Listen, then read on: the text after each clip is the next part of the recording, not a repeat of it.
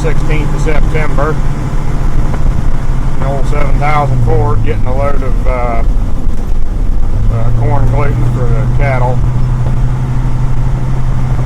I bought it from the feed mill last time, but it was kind of expensive, and so I come over here to ADM, the next big town west of me, and got lined up with a guy who sells it, a broker or whatever for it, and so I'm gonna buy several tons here to, it's considerably cheaper.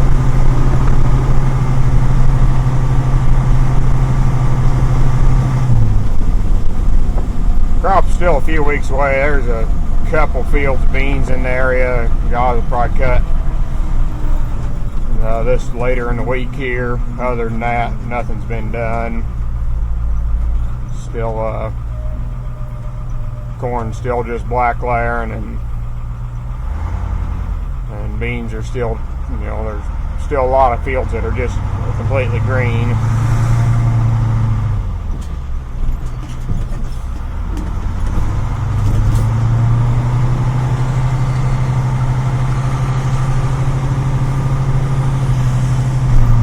We're figuring it'll probably be about the first day or two in October before we got any beans ready. Luckily we've had a good forecast, stay warm, but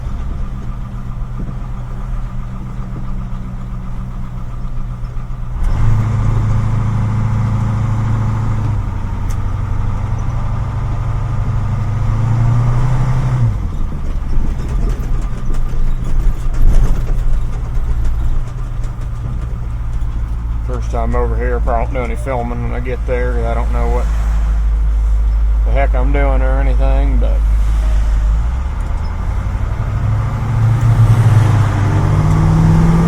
get back to you when I get loaded.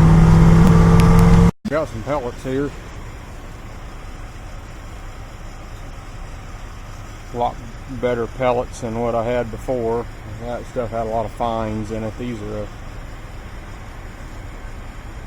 nice solid pellet.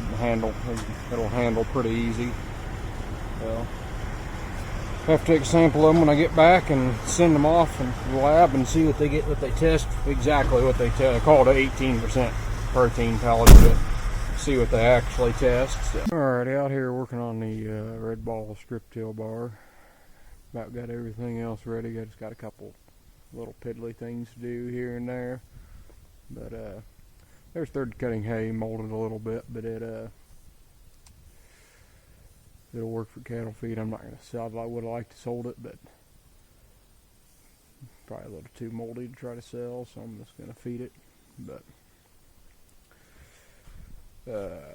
out here we're trying to, last year I had a lot of residue on the beans. Of course we had some of the best beans we'd ever raised last year, and but these little crappy row cleaners this thing's got didn't work very well, and so as they just kind of flop, they got brass bushing in there and no grease zerk or anything, and they just kind of flop, and they just go by the weight, and those things just don't move. You just can't move enough residue. They don't dig into the ground enough or anything, so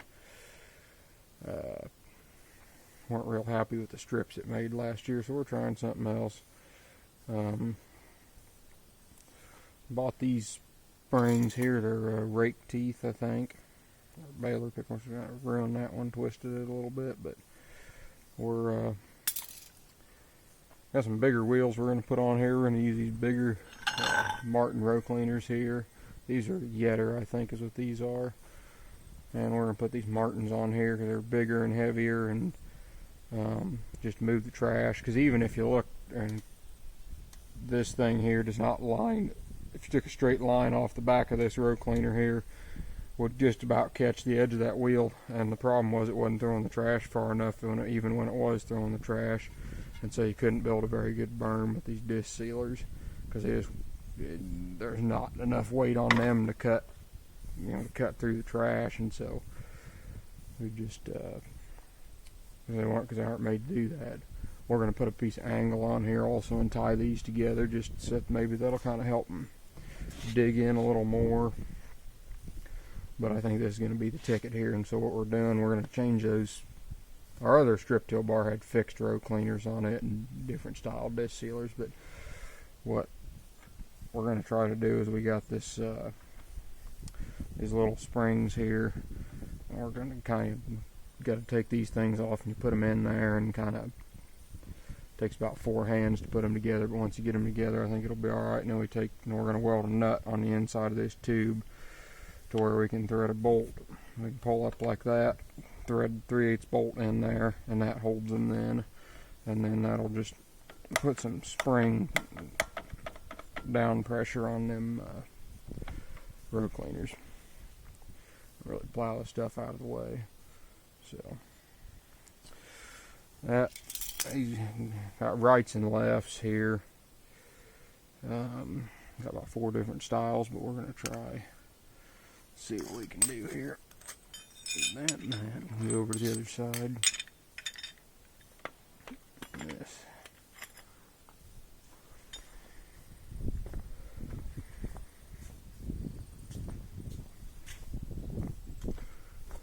No changes in equipment this year.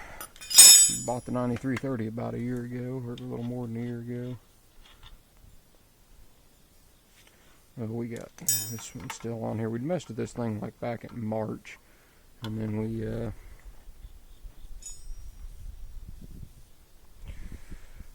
kind of got on to other things and kind of forgot about it for a while.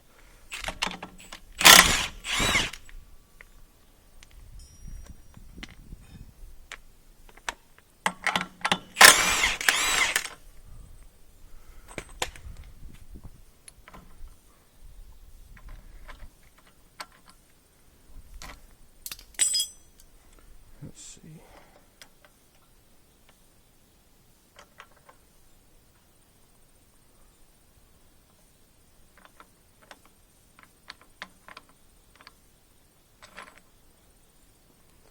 That fit together a little easier than the other one did.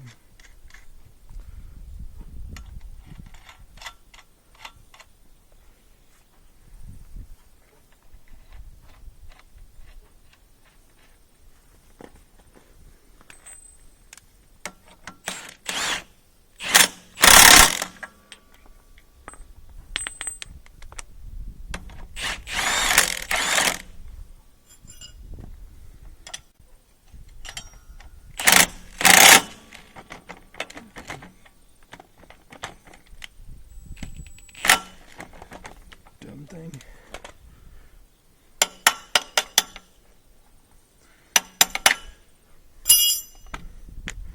Ought to go get the deep socket.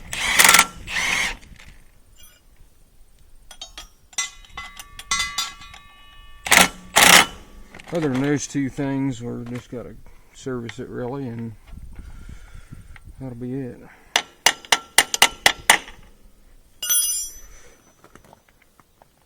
Now,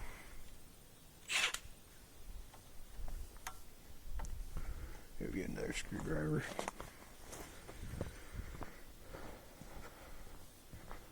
Hopefully, I bought those green and red ones at the farm store. Hopefully, we're not too far out of hay season to where they still got that stuff.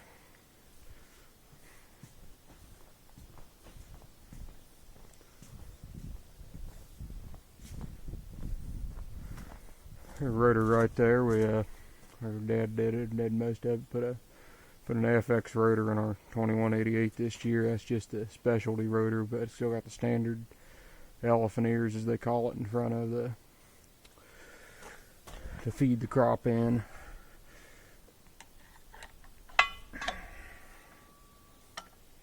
Well, a little stiffer than that.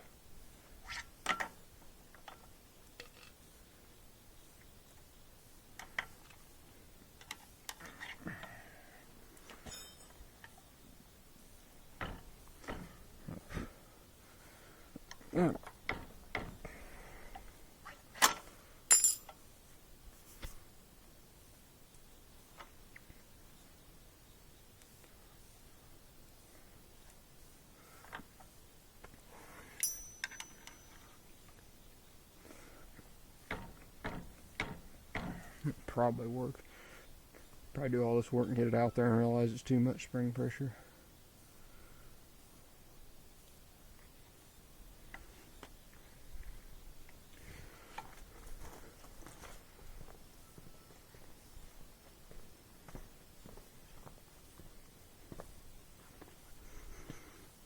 And about the same tension, and black ones are a little weaker. But I don't know. We'll see. See what happens. Alrighty, got that nut. I went ahead and went on up to a 7/16 bolt just to make the nut a little bigger, so that I had a bigger area to weld. But got a little Loctite on there.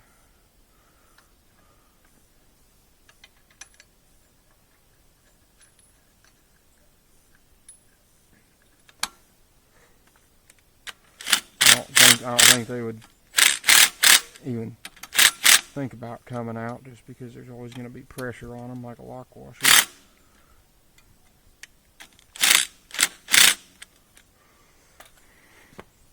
Everyone that serves them just pop that thing out, but I think that'll probably be alright. It's not like that's going to jump out of there.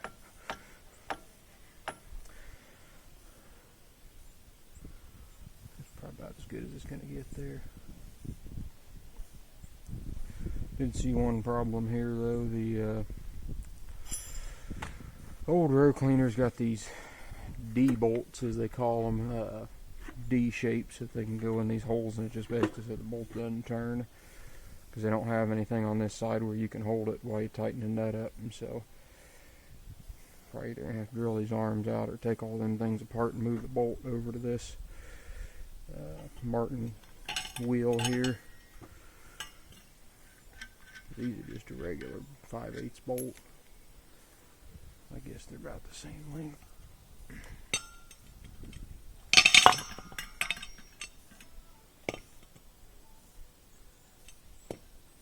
Yeah, I think we'll probably just have to take it apart and move the D bolt over.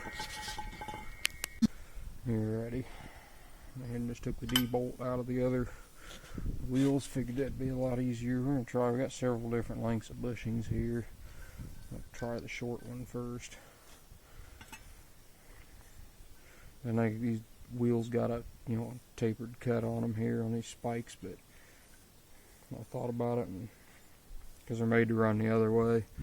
But in here we're pulling the wheels now instead of pushing them, so it kind of makes it throws that out the window. But I thought about it on whatever reason. I can't remember now what my reason was, but I thought the spikes needed to be slanted that way. But it probably don't make a hill of beans difference either way.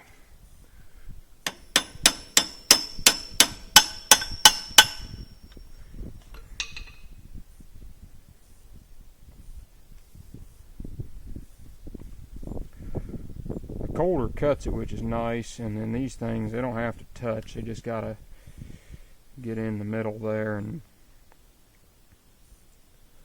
kind of whip it on over. It kind of just takes a whole bunch of it and just whips it, almost like a small wheel rake.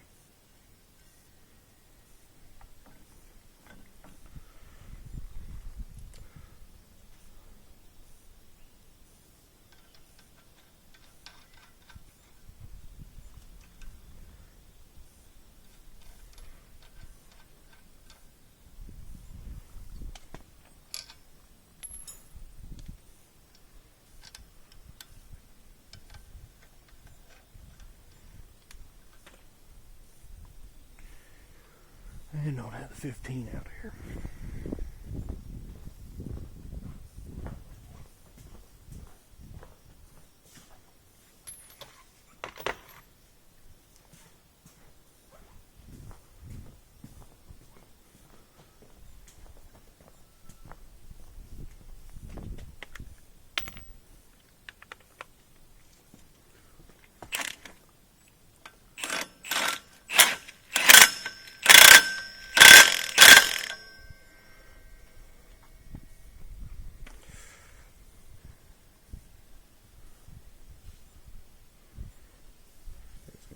That.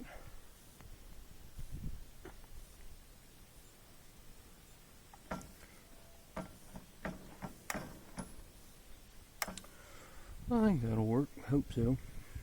But I don't always thought it should have. But see how with them bigger wheels, I didn't really show you too much earlier, or didn't get the right angle, but you can see that if you're going straight, that little wheel, you know, if you come straight out, I guess that if you come straight out, it does get it past, but of course you're going forward at 6.5 mile an hour, and so the trash isn't always going to be going this way. It's going to come back this way, and it just, those things always kicked in like that, and you just could never get the trash moved far enough sideways with the disc sealers. And you got to have some distance between the disc sealer and the shank to let dirt and stuff go through, otherwise it balls up. These are kind of a finicky tool, strip till bars, but this one runs pretty good. Running some pretty wet conditions with it, and it still does alright. Biggest thing is getting the rubber or any type of gauge wheel ahead to where it's running on the residue, not to where you run the row cleaners ahead of the gauge wheels. But you can see that thing, it's behind there in this thing. Heck, even the way it's sitting right now, it's kicking it out. There, it's just about in the line. And if you go fast enough, it'll actually toss the stuff. But I think that'll work really well. It's one done, 23 to go. Might go ahead and just pull them all apart and kind of get a little assembly line set up. But you actually see how that works in the fall time here. Might be a complete disaster, who knows. But anyway, thanks for watching.